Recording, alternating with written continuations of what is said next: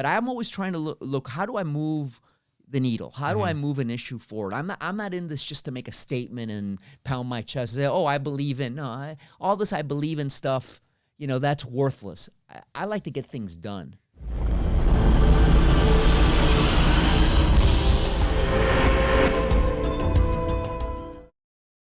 Alex Penelas, thank you so much for joining us. Really appreciate it. My pleasure, Will. Thank you so much for the invitation. I'm glad I'm here. Oh, absolutely. We met by coincidence, and here we are. That was crazy. That was a crazy story, right? Just down the street from our studio for those listeners. I found myself right in the midst of one of your campaign rallies. That's correct. That's correct. Like this initial kickoff of the campaign. It was. It was a fundraising event here in the Miami Shores area. Yep. And you were very gracious about it. Yeah, I was there meeting a buddy for drinks. We were catching up, and all of a sudden your event started, and we had a front row seat unintentionally, but it was great. And you became part of the event. It was great. I loved it. Well, thank you for having us. I think you even gave us some free drink tickets, so thank you for that. There you go. Well, as a result of that, I'm here today, so it all worked out. Amazing, amazing. And again, thank you for being here. So just a quick background on you. Born and raised in Miami? Absolutely. Like the story you hear from many immigrants. My parents came to this country back in the early 60s with my two older brothers. I was born here a year or so later, and born and raised, went to public school through 7th grade, then to a small Catholic high school, Champagnat Catholic School. Got my bachelor's degree from what was then Biscayne College, is now St. Thomas University, and my law degree from the University of Miami. So yeah, this is home. Where Lily and I are raising our children here. We live in the Miami Lakes area, so Miami, the greater Miami-Dade County area is our home. I love it. Mine too. I'm born and raised in Miami. When I met my wife is from Sao Paulo, Brazil. Okay. And when she met me, she goes, "Where are you from?" I said, "I'm from Miami." She goes, "No, I know. Where are you from?" Exactly. I said, "No, I'm from Miami. I'm born and raised here." She's like, "Really? You're like the first person I've met that's said they're born and raised in Miami." I'm like, "Really? That's weird, because all my friends that I know are born and raised in Miami." So I think, it was just like a kind of a cultural shock for her to actually, know that there's a lot of us here, and more and more of us, as, many of our parents were transplants and came down from New York and Boston and those areas. So quick background, like what made you get into politics in the first place? So, you served as mayor from 96 to 2004. So I'd love to hear kind of the genesis of how, you got onto that journey and what made you want to run for mayor in that first initial run.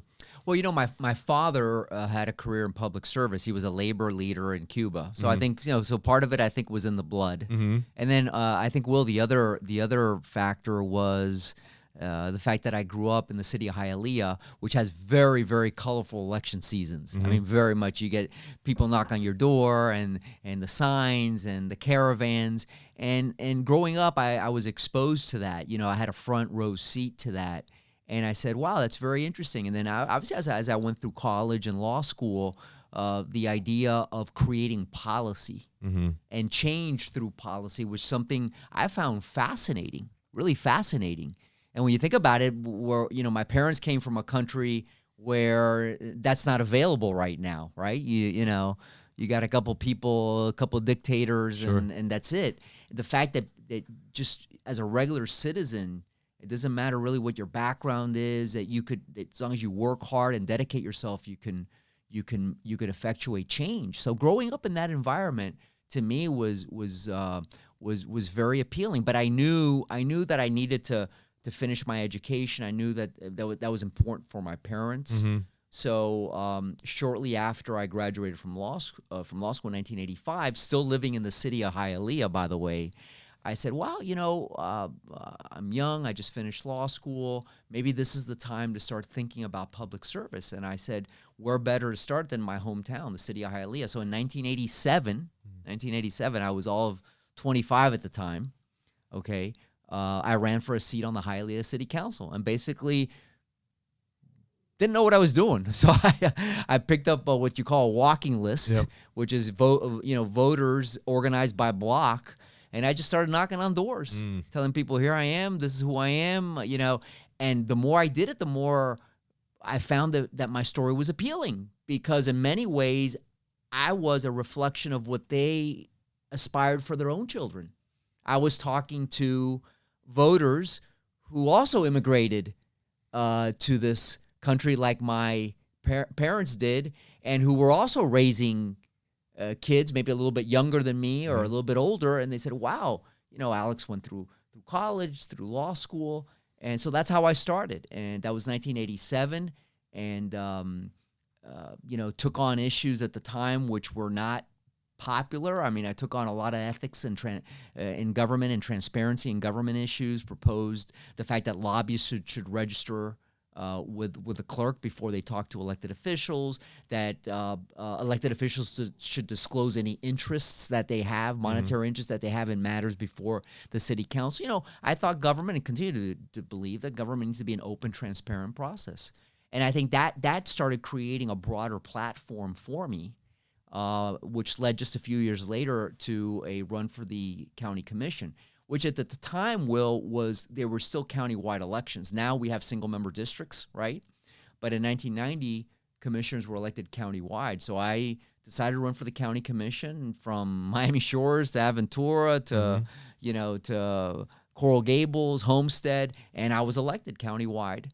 And served on the county commission for 6 years, served during that era of incredible change, incredible evolution. I tell people the story all the time. When I arrived at the county commission in 1990, people don't believe this story. One of the first things I was told by the county attorneys was, Commissioner, I'm sorry to tell you this, but you're not allowed to communicate with your constituents in Spanish. Wow. Think about that for a moment. 1990, in this county, and I was not allowed to use county resources to communicate with my constituents in Spanish because we had an anti-bilingual ordinance. That's crazy. Crazy stuff. Crazy. And the more I looked around me, I saw, wow, this body doesn't look anything like the community I represent, because even at that time, we were a minority-majority community. But I was the only Hispanic. Arthur Teal, may he rest in peace, was the only African-American member of the commission. And one of the first things we did was change that to single-member districts so that there'd be greater, minority and gender representation on the Board of County Commissioners. And then in 96, after the charter was changed to create the executive mayor form of government, I ran for mayor. Against really some of the giants of politics at the time, Teal, Maurice Ferre, may he rest in peace, Xavier Suarez, and really in a historic election, I was elected at the age of 34. I was elected mayor of Miami-Dade County, and it was a fascinating experience. I mean, what I got to experience at that young age, leading this community, you can't learn in any university or in any textbook. So it was an incredible privilege to serve for 8 years as mayor. And then I thought I had retired from government at the age of 42, but I'm sure you'll ask me about that. For sure. Well, before we get to that, what was it like transitioning after 8 years as mayor for Miami-Dade County back into the private sector? What was it like after 8 years doing public service for Miami-Dade County? Then you obviously have to go back into your career mode and build your career. What was that transition like? Well, it really was actually after 17 years, right? Because I started in 87 all the way to 2004. Yep. And I'll tell you, and it was totally seamless. And I'm going to give credit to one person and one person only for that. And that's my wife, Lily. Because she always provided that home. She was there. My boys, when I left the mayor's office, they were 7 and 9. And that was there. That home life was there. It's not something that I had to go seek or reconnect with. That home life was there, and it was so seamless. And I think necessary at the time. After 17 years, Will, I needed the break. Mm-hmm. I needed the break. I needed to spend time with my boys. Boys, especially at that age, need more the father figure. And those years that came after, where I coached them in basketball, baseball, soccer, I would not trade that for the world. Those were just spectacular years of, building the business too, right? I went back to my law practice, got very involved in real estate, which has become now our family business. That was all great, but the years with the boys, and then we had the incredible surprise and blessing of having our princess. She's 8. After all those years, Lily and I she was pregnant again all of a sudden. What's the age difference between the boys and the boys were both in high school. Wow. When their sister was born. They were 17 and 14 when Alexander came. So that that furthered my desire to really be home Sure. during those, especially those first few years with Alexandra, because I missed a lot of that with the boys. Yep. I missed a lot of that because I was always running around doing the people's business. Money can buy a lot of things, but it can't buy back time. It can buy back time. And the years that I had with her and continue to have now, I mean, I still this morning, every day, I don't care what's going on. I wake her up in the morning, spend time with her, take her to school every single day. That little conversation that we have Priceless. for those 10 minutes in the car, I wouldn't trade for the world. So I give my wife all the credit in the world for that seamless transition back into private life. Amazing. That resonates deeply with me. I have 2 kids myself. I have a 7-year-old daughter, and my son's about to be 6. There you go. So we had them back to back, and I'm trying now. I'm 35 years old. I'm trying to be cognizant of the time that I have with them, these moments at this age, these formative years, 7 and 6 years old, to really try to be as present as possible for, like what you said, just those car rides on the way to school, having those conversations, and appreciating each moment for what it is. Especially in this era where we have so many distractions. Oh, for it's sure. the phone, it's the text messaging, the email, people calling you, Oh my it's God. the WhatsApp, and it's the messenger. Yep. We're bombarded on social media all day long. And sometimes you got to catch yourself. Oh, for sure. Sometimes we're at dinner and it's everybody. Even my daughter is everybody's looking at a phone or a device. Yep. You got to take a moment back and say, "Wow, you're not going to get this moment back, so enjoy it." You got to be careful with this thing because some of the brightest minds of our generation are working for Facebook and Instagram and all these companies. And the human mind is fairly predictable. They know how to get people's attention. Sure, they do. They send these push notifications. I like to call them pull notifications because they pull you. They try to pull you out of whatever it is you're doing because the Right. agenda of the companies is attention sells. They can sell to advertisers and things like that. So I'm trying to be incredibly mindful of this device, putting it in its proper place. And, I set my phone all the time to do not disturb, and good for just you. try to keep it at bay. Good for you. So definitely important. So now how many years in the private sector? So in the public sector, 17, now Yep. 16 years Mhm. in the private sector. And it's interesting because now that I'm back on the campaign Yeah. trail, I think one of the factors that potential supporters find most attractive is that I do have that balance of Yep. experiences, having done the job before, Yep. granted in a different moment, but the ability to hit the ground running, but now understanding how the private sector works, running a business like I have and having to deal with the implications that government has. Government can have very positive implications Yep. on business, right? But in some circles, it's not, right? Especially in the real estate or development world, the fact that time is money, delays in getting permits. All those are issues that are important, but understanding how to run a business, understanding the difference between a pro forma and a profit and loss, right? The ability to scrutinize deals with a sharper eye, I think is critically important.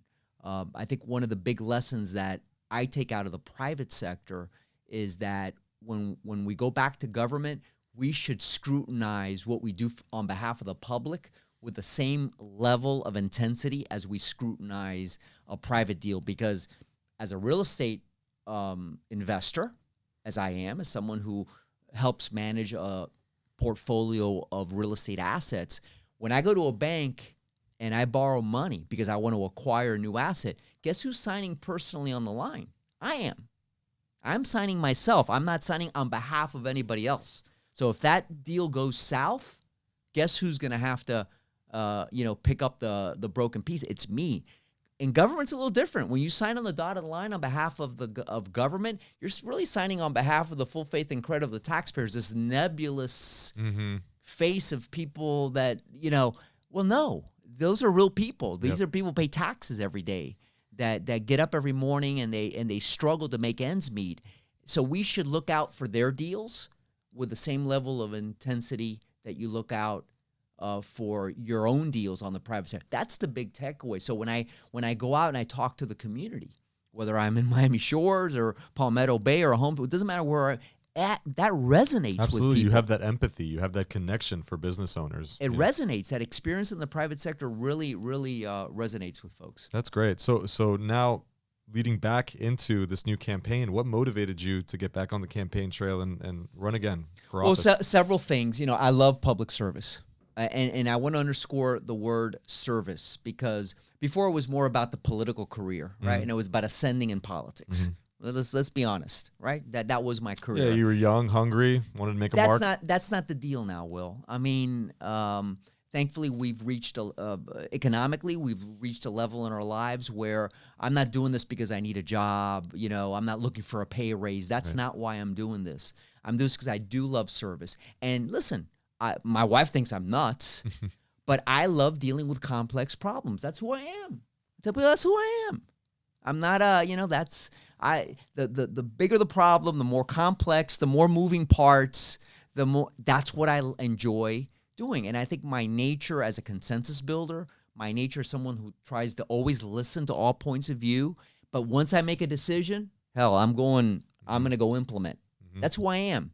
And I think we're better to implement that kind of leadership style in a community like Miami-Dade with so many challenges. I mean, we got a lot of great things going for us. Yeah, growing rapidly. But we have a lot of challenges. We have a lot of challenges in transportation, water and sewer, affordability. People can't afford to pay their housing costs. We've got a lot of sea rise environmental changes. We have a lot of huge issues on the plate. And then my style is I'm not conflictive. Yes, I'm a Democrat, a lifelong Democrat. I'm not an overly partisan person. I'm very much a moderate. I try to get along with everyone. You know, there'll always be disagreements, but I'm always trying to look how do I move the needle? How do I move an issue forward? I'm not in this just to make a statement and pound my chest and say, oh, I believe in. No, all this I believe in stuff, that's worthless. I like to get things done. Much like I did when I was on the commission and we did the homeless trust and we dealt with, I'm the author of the universal pre-kindergarten program when your kids went through it when they were 4. Every 4-year-old child in Florida gets to go to pre-K thanks to an amendment that I passed in 2002. The transit proposal, all these are issues that I felt passionately about, but I also had the ability to get them done.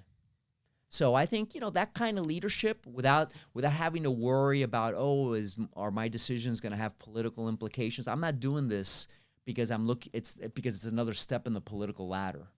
That's not why I'm doing it. I'm doing it because I love service and I love dealing with complex issues. So listen, I'm 58. Thank God I'm healthy. I still think I have a lot left in the tank. I'll be honest with you, my wife would probably rather I not do this. Okay. Let's be honest. The boys love it though, by the way, because they're adults now. They're men. Right. They're 25 and 22 and they love going to the events, especially my number 2, who's in law school here at UM. He loves it. Awesome. I mean, he's on the calendar and Dad, what can I go with you today? And what can we do tomorrow? Don't you have to study? I mean, I went to law school. I mean, I didn't have time to go to events when I was in law school, but, that's why I'm doing it. I love this community. I've lived here all my life. And if I could give the next 4 or 8 years to help lead the community, why not? That's awesome. I think what you said was very key in that you're a candidate. It's very interesting that you've done it. You served your 8 years. You've taken a step back in the private sector and decided, I want at it again. Yeah. Right? That there's something to that. And it's very refreshing. And to that note, I'm sure now you're much more experienced. You've done your 8 years when, again, you were, the first time you said you were 34. 34 when I was elected mayor, Incredible. Yes. I'm wondering now, with all that experience under your belt, if you were able to send a message to Alex, 34-year-old Alex, that's just getting started at that first run, what would you say to them? Like, what advice would you give looking back on that first run as mayor? 2 things, and I think they're related. Number 1, focus on what's really important. Especially in politics, there's a lot of sideshows. There's a lot of distractions. There's more than enough soap opera and drama. Focus on what's important. And in that context, one of the things that you should never lose focus of is your family. Don't make the politics so important that you don't carve out the time to spend with your family. So important. And you can balance both. You really can. If you could do your job, I could be an effective leader, an effective mayor, pushing the things that I really believe in and doing it hard, but still have time to spend with my 8-year-old daughter, with my boys. But I can only do that if I focus on the important stuff. Right. If I get caught up in, every ribbon cutting in town and every, sideshow and every distraction, this one said that on social media, Twitter, Right. then you'll be consumed by that.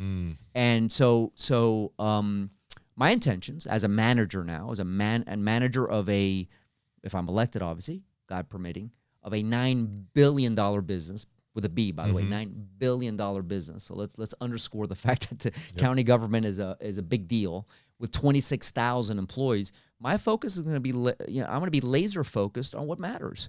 The priorities I've laid out, like transit, the environment, our water issues, affordability, and just be focused on that and be a leader on those issues, right? Make sure we're running the government effectively and efficiently. But then I want to go home. Yes. Work-life balance, so important. And I want to have quality time on the weekends. Yep.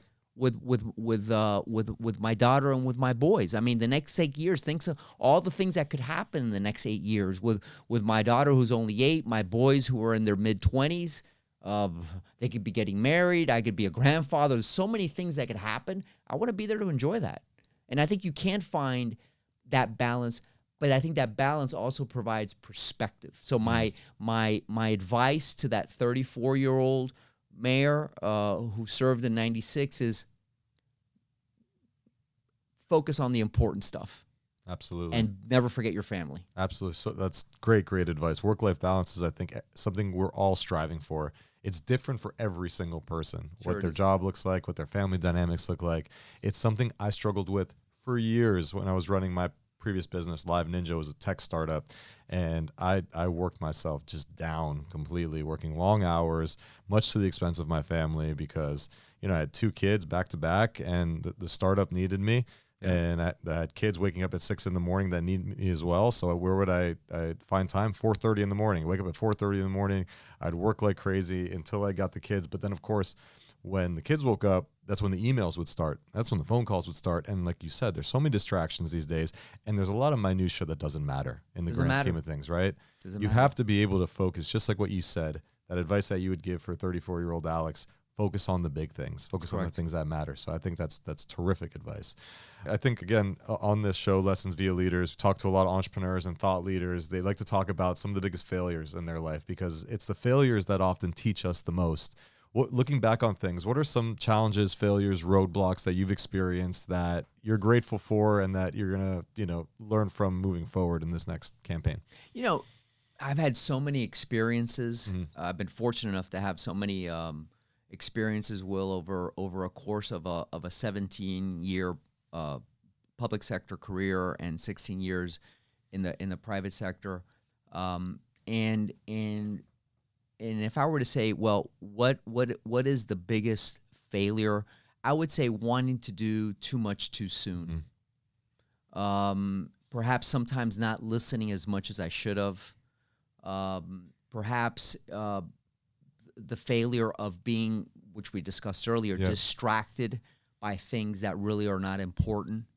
But only time teaches you those things. And I summarize it the following way, which I hope some people can relate to, and that is not having the word no in my vocabulary. That was my biggest failure. Oh, yeah, so the important. The word no didn't exist in my vocabulary. Something I struggle with. You follow what I'm saying? Oh, my gosh, I can relate so much to that. It just never existed. It doesn't matter who asked for what or what they wanted or yes, what man. It's yes. You're yes, man. And I've fallen victim to and that then too. you end up and you're saying, where did my day go? My day went to dealing with all these things that were insignificant because I said yes to everything. I've said yes to so many. Like when somebody hits you up and they say, hey, Will, can we grab a coffee? Sounds innocent, right? Grab a coffee. All of a sudden you have 15 coffee meetings on your schedule for the next 2 weeks, and your time is all of a sudden gone, right? Exactly. Or lunch meetings. And I agree. The word no, like a lot of people think you're negative. You say no, but you're being respectful of your time. You can only do so much. Back to your time management, So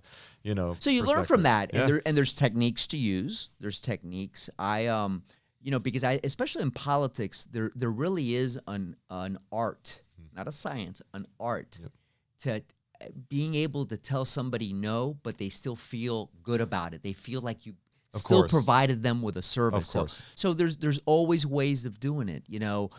Everybody, for example, wants a one-on-one meeting. Yep. Everybody wants a personal meeting. Yep. And everybody wants it over lunch or coffee. Right. One of the techniques that I use is maybe a phone call first. Hey, what's up? So, and you could do it maybe when you're in the car, Right. so you take advantage of technology, hey, what's Bluetooth, obviously, because you don't want to be, Sure. you don't want to be holding the phone, but people at least feel as if you gave them some time. Hey, listen, I'm kind of tied up for a meeting, but hey, what's on your mind? And typically 9 out of 10 times, it really didn't require correct. a lunch meeting for an hour and a half where you had to schlep to wherever to go meet somebody. So that's one technique. Also, I would always have a rule in my office when I was mayor, and we didn't have, the technology was not as advanced as it is now with all the different ways to communicate, and that is everybody should get a response. Didn't matter what it was, even if it didn't come from me. I didn't care if it was about your trash didn't get picked up or somebody's views on a particular issue. You got to get back to people. You got to close the loop. Give them service. Give them, even when you say you can't help them, explain to them why. For example, classic example that would happen in just about any government office, and I would predict is prevalent today, is the issue of housing. Everybody, especially among the elderly, el plan ocho, the Section 8 voucher. Oh, how can you help me get? That's, it doesn't work that way. I mean, to get a public housing voucher is a long process. They're limited. You got to qualify first, and you go on a waiting list. You have different jurisdictions that handle them, because there's Miami Beach has a housing authority, Hialeah has one, Homestead, the county. Sometimes just by going through that explanation and giving them a phone number where they feel like they didn't walk out with their voucher, because maybe in their mind they thought, oh, I know the mayor, I'm going to walk out with a voucher. It doesn't work that way. But at least they left there with some sort of service. Or, oh, I need a job. Well, listen, I'm not elected here to. This is not a job agency. Right. But let me tell you where people are looking for jobs. You give them a service. Listening, like you mentioned earlier, is such an underappreciated skill, right? Just Agreed. being able to listen, to hear what people have to say, and then give them a response. It might not be the response they're looking for, but if you show them that you're paying attention, that you're listening to their problems, and you're giving them a thoughtful response, it goes a long way. It goes a long way. Agreed. What's something, I'm curious, what's something you've changed your mind on? It could be multiple things, it could be one thing, from the first run as mayor to now. Anything come to mind? Well, listen, there are a lot of things that are different. Yes. Okay. It's a very different world we live in. Technology is different, very different. The time it takes you to get from point A to point B is different. Yep. You literally, in a county as large as Miami-Dade, 2,000 square miles, you've really got to plan your day in a way like I did today. You got to plan your day in a way where, the distances between commitments are significant. With experience, maturity, and time, I think I've become a little bit more conservative on issues. I wouldn't necessarily say that I've changed in this regard, but I've become more cognizant of the value of someone's hard work and sacrifice to make a dollar. And, as someone who was in the public sector, now in the private sector, paid a lot of taxes, when you write that check to the IRS, it's a significant moment, right? So being cognizant of that sacrifice and understanding that we are fiduciaries for the public's money, I've become a lot more conservative in that regard. I think the big difference between Alex Penelas from 96 to 2004 and Alex Penelas as mayor, hopefully beginning later this year, is I will scrutinize our investment of public resources with a much, much finer, view, with a much stricter and sharper eye than I did before. I think that would be the big difference. Makes sense.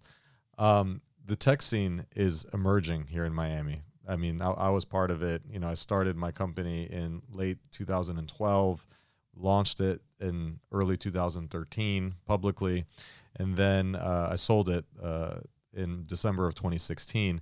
But just in that time, from 2012 to now, I mean, we've seen this real momentum and a resurgence kind of in the Miami tech scene.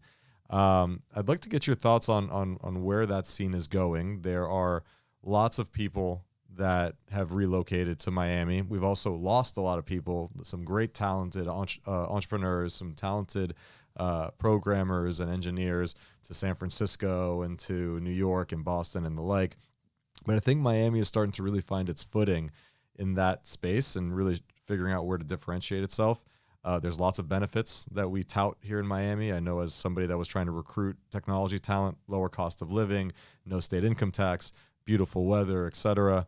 But what's your take on just the whole technology scene in general? Are you in tune with the tech scene, and how do you feel like it's going to be moving forward? Very supportive of expanding for a lot of reasons. First of all, we there's no doubt we have our bread and butter industries. Yep. Tourism, airport, sure. seaport. Those are the backbone of our industry. But I'm a firm believer that if we're truly going to get out of this affordability mess that we have, is we do have to expand into other emerging industries that have the potential to create good paying jobs and to build wealth and capital for those entrepreneurs. So I've met with many of the young emerging tech leaders in Miami-Dade County, want to be very supportive of their efforts. I think we have to be, but we have to do other things too, because yes, there's certain things that group is attracted to about Miami, but there's other things that they're not attracted to. Our lack of mass transit, for example, the dependence on cars, the fact that our housing costs are so expensive. Those are real issues that need to go hand in hand with the emergence of the tech industry, for example. By way of example, and a way to address it moving forward, I was one of the initial co-chairs back in the late 90s of the Beacon Council's effort called One Community, One Goal. And the thought then, which still to some extent applies today, is, look toward the future. What are the emerging industries of the future? And are you preparing today's kids, the kids that are in junior and middle school and high school today, are you preparing them to compete for those jobs in the future? It's important that we have those programs.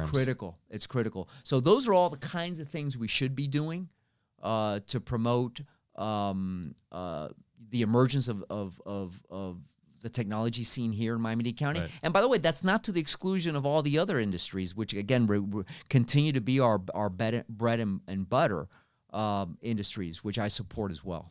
I know you hit on mass transit as like a big focus for you moving forward. I mean, it's something that, Brian, myself, we've all experienced. Miami has a transit problem. Public transportation is still terrible here in Miami.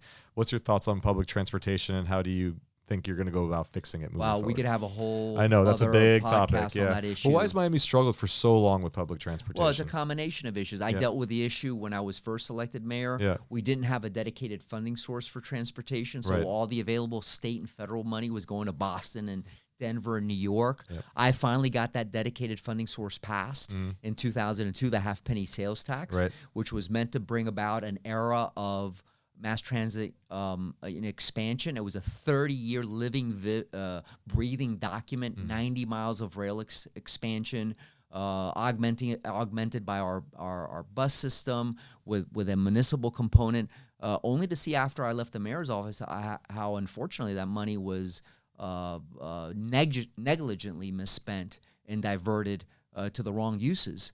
And it is one of the motivating factors of why I would like to return to public service to get us back on track on the transit issue. I believe in rail. I believe we've got to expand rail in this county. Things with Brightline? Well, that could be, that's a partnership, which, by the way, could serve this Miami Shores area we are now. That's an example of what can work. Not the fares that they're proposing, though. You can't offer true commuter service and expect people to pay $8 each way. It ain't gonna happen.